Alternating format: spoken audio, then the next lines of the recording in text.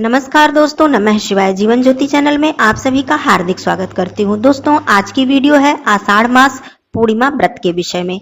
आषाढ़ मास की पूर्णिमा को हम गुरु पूर्णिमा के नाम से जानते हैं और इसे व्यास पूर्णिमा के नाम से भी जाना जाता है, क्योंकि इसी दिन महाभारत के रचयिता वेद व्यास जी का जन्म हुआ था। और यह भी मान्यता है कि गुरु पूर्णिमा के दिन ही अर्थात आषाढ़ पूर्णिमा के दिन ही महर्षि वेद व्यास जी ने चारों वेदों की रचना की थी और इसी दिन भगवान शिव जी ने सप्तऋषियों को योग सिखाना शुरू किया था। इसलिए आषाढ़ पूर्णिमा का अपने आप में बहुत ही ज्यादा महत्व है। दोस्तों, हमारे सनातन धर्म में गुरु को बहुत ही ऊंचा स्थान दिया गया है। आप सभी लोग कबीर दास जी के इस दोहे को तो जानते ही हैं। गुरु गोविंद दो खड़े काके लागू पाए, बलिहारी गुरु आपने गोविंद दियो बताए। अर्थात ईश्वर से भी ऊंचा स्थान गुरु को दिया गया है। कबीर दास जी ने ही लिखा है, गुरु बिन ज्ञान न उपजय, गुरु बिन मिले न मोश, गुरु बिन लखै न सत्य को, गुरु बिन मिटे न दोष। अर्थात गुरु के बिना न ही हमें ज्ञान मिलता है और न ही हमें मोक्ष की प्राप्ति हो सकती है।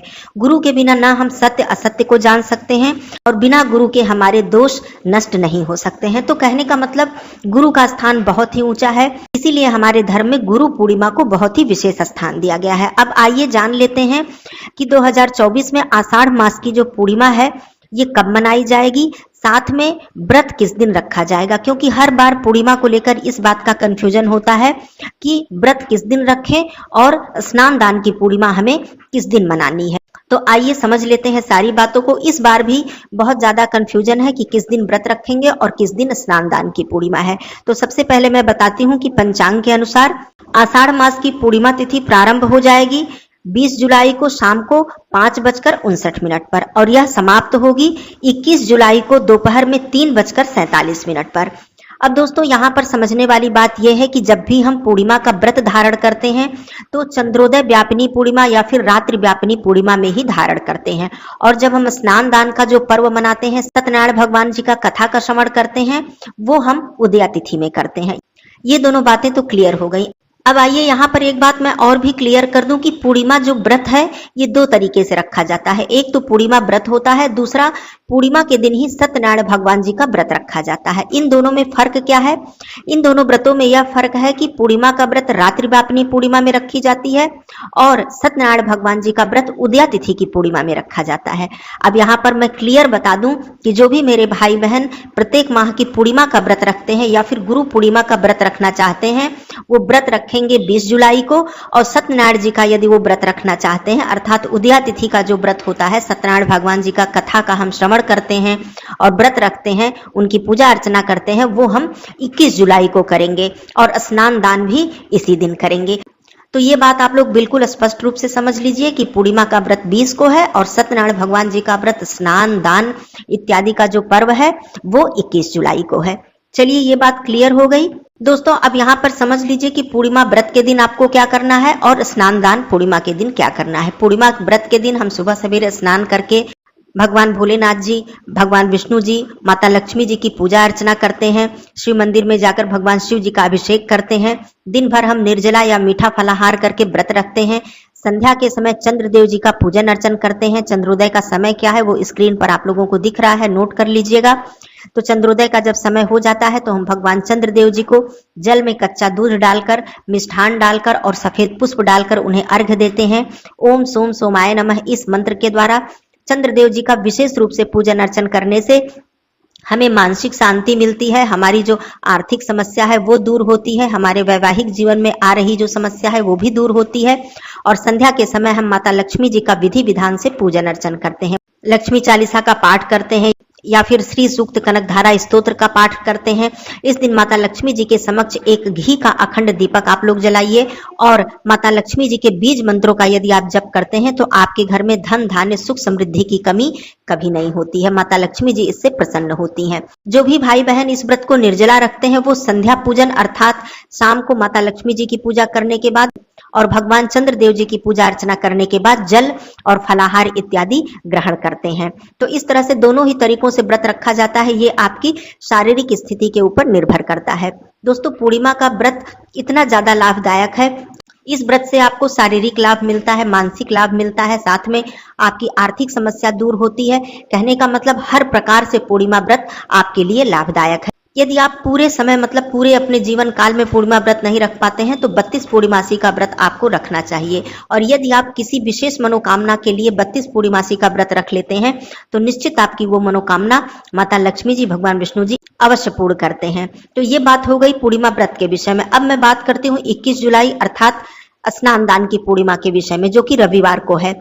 स्नान दान पूर्णिमा के विषय में सबसे ज्यादा जो महत्व होता है वो स्नान और दान का होता है, जैसा कि स्नान दान नाम से ही आप लोग समझ पा रहे हैं। स्नान दान पूर्णिमा के दिन अर्थात उदया तिथि के दिन आपको सुबह सवेरे ब्रह्म मुहूर्त में उठना चाहिए। स्नान आदि करने के बाद जो लोग पवित्र नदी में स्नान कर पाए उनके लिए बहुत ही सौभाग्य की बात है, नहीं तो आप पानी में गंगा जल डालकर स्नान करें, भगवान सूर्य देव जी को अर्घ्य दें। और इस दिन माता तुलसी जी की पूजा अर्चना की जाती है, लेकिन रविवार का दिन पड़ रहा है तो आप लोग उन्हें दूर से प्रणाम कर लें, परिक्रमा कर लें, माता तुलसी जी को जल अर्पित ना करें। यहाँ पर मैं ये भी स्पष्ट कर दूं कि पूर्णिमा के दिन पीपल पूजा करने का विशेष महत्व होता है। जो भी व्यक्ति पूर्णिमा के दिन पीपल पूजा करते हैं, पीपल में जल अर्पित करते हैं, पीपल की परिक्रमा करते हैं और संध्या के समय घी का दीपक प्रज्वलित करते हैं, उनके घर में धन धान्य की कमी नहीं होती है, माता लक्ष्मी जी की विशेष रूप से कृपा प्राप्त होती है। लेकिन यहाँ पर पूर्णिमा रविवार को पड़ रही है तो आपको इस दिन पीपल पूजा नहीं करनी है, इस बात का ध्यान रखें। एकादशी, पूर्णिमा, अमावस्या कोई भी प्रमुख तिथि यदि रविवार को पड़ जाती है तो उस दिन हमें पीपल पूजा नहीं करनी होती है। तो आपको इस दिन पीपल पूजा नहीं करनी है, बाकी सारे कार्य आपको करने हैं। अब इस दिन आपको सबसे पहला जो कार्य है वो दान। आपको पूर्णिमा के दिन दान अवश्य करना चाहिए, जो भी आपकी शक्ति सामर्थ्य हो आपको उसे दान करना चाहिए। वैसे चंद्रमा से संबंधित वस्तुओं का दान करने का विशेष विधान है, जैसे कि चावल, चीनी, सफेद वस्तुओं का दान हमें करना चाहिए और संपूर्ण सीधा भी निकालना चाहिए। उदया तिथि की पूर्णिमा के दिन ब्राह्मण को भोजन कराने का भी विशेष विधान होता है। इस दिन सत्यनारायण भगवान जी की कथा का आयोजन जो भी व्यक्ति अपने घर में प्रत्येक पूर्णिमा को करता है उसके घर में सुख समृद्धि की कमी कभी नहीं होती है।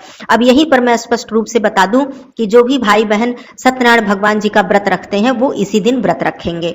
अब आप सत्यनारायण जी की कथा चाहे तो अपने घर में आयोजन करें, चाहे तो आप श्रवण कर लें, किसी के घर यदि है तो वहां पर जाकर श्रवण कर लें, वहां पर जो भी दान दक्षिणा है वहां अर्पित करें, ठाकुर जी को भोग लगाएं, और या फिर मोबाइल इत्यादि के द्वारा आप सुन लें। बहुत ही ज्यादा इससे शुभ फल की प्राप्ति होती है।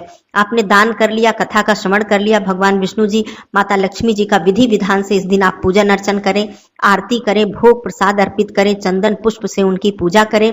और उदया तिथि की पूर्णिमा के दिन यदि आप भगवान भोलेनाथ जी को गाय के कच्चे दूध से उनका अभिषेक करते हैं तो इससे कुंडली में चंद्रमा की स्थिति मजबूत होती है और आपको शुभ फल की प्राप्ति होती है। तो इस दिन भगवान भोलेनाथ जी की पूजा करना तो बिल्कुल ना भूलें।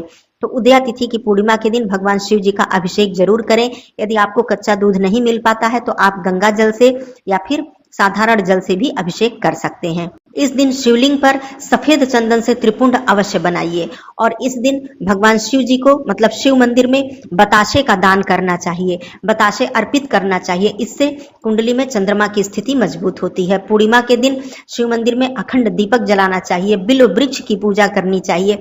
ये सारी चीजें करने से माता लक्ष्मी जी की असीम कृपा आपके ऊपर बरसती है। तो ये सारी बातें तो पूजन अर्चन के विषय में हो गई।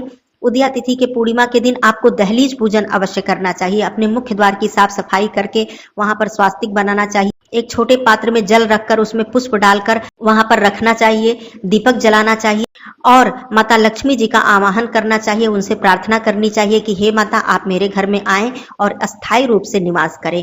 दहलीज पूजन का बहुत ही ज्यादा महत्व होता है। इस दिन आप अपने रसोई घर में भी स्वास्तिक का निर्माण कर सकते हैं। तो इस तरह से पूर्णिमा के दिन, उदया तिथि के पूर्णिमा के दिन इन सब कार्यों का दोस्तों विशेष महत्व होता है। दूसरी चीज, बात आती है गुरु पूर्णिमा। तो आप जैसा कि पहले ही मैंने बताया कि गुरु का स्थान कितना ऊंचा है। अब सबसे जो पहली गुरु होती हैं हमारे जीवन की, वो हमारी माँ होती हैं और जो हमें शिक्षा देते हैं वो हमारे गुरु होते हैं। तो मतलब कहने का, जो भी आपको ज्ञान देते हैं वो आपके गुरु हैं। इस दिन गुरु का पूजन अवश्य करना चाहिए। गुरु को इस दिन आदर सम्मान देना चाहिए। वैसे प्रतिदिन देना चाहिए, लेकिन गुरु पूर्णिमा के दिन विशेष रूप से उनका सम्मान करना चाहिए, उनका पूजन अर्चन करना चाहिए। गुरु पूर्णिमा के दिन एक विशेष कार्य आप कर सकते हैं। इस दिन गुरु दीक्षा ले सकते हैं, गुरु मंत्र ले सकते हैं। यह दिन बहुत ही ज्यादा शुभ है। यदि आप बहुत ही दिनों से गुरु दीक्षा लेना चाह रहे हैं तो ये जो दिन है, गुरु पूर्णिमा का जो दिन है, ये सबसे उत्तम और सर्वश्रेष्ठ दिन है, अर्थात 21 जुलाई दिन रविवार का। तो इस दिन आप गुरु दीक्षा भी ले सकते हैं। इस दिन जो भी आपके गुरु हैं, जिन्होंने आपको जीवन में ज्ञान दिया है, शिक्षा दिया है, उनके पास जाकर आप उन्हें प्रणाम करें, उन्हें चरण स्पर्श उनका करें। यदि वो गुरु आपसे दूर हैं, आप कहीं अब दूर रहते हैं, वो गुरु आपसे दूर हो गए हैं, तो फोन के द्वारा, वीडियो कॉल के द्वारा उनसे आप संपर्क करें और उन्हें प्रणाम करें, चरण स्पर्श करें। इससे क्या होगा कि उनका आशीर्वाद आपको मिलेगा। और गुरु पूर्णिमा के दिन यदि गुरु का आशीर्वाद आपको मिल जाता है तो इससे उत्तम बात और क्या हो सकती है। तो दोस्तों, भगवान विष्णु जी, माता लक्ष्मी जी की पूजा करने के साथ साथ इस दिन अपने गुरु की पूजा करना, उन्हें आदर सम्मान देना, उनका चरण स्पर्श करना आप बिल्कुल ना भूलें। तो इस तरह से गुरु पूर्णिमा का अत्यंत ही महत्व है। आप सभी लोग गुरु पूर्णिमा के दिन इस तरह से व्रत और जो भी मैंने बताया उदया तिथि के विषय में और रात्रि व्यापिनी पूर्णिमा के विषय में, ये सारे कार्य कर लीजिएगा। और भी कोई कंफ्यूजन हो तो जरूर पूछ लीजिएगा। आप सभी लोगों को गुरु पूर्णिमा की हार्दिक शुभकामनाएं। फिर मिलती हूँ अगले वीडियो में, तब तक के लिए धन्यवाद। नमः शिवाय। हर हर महादेव।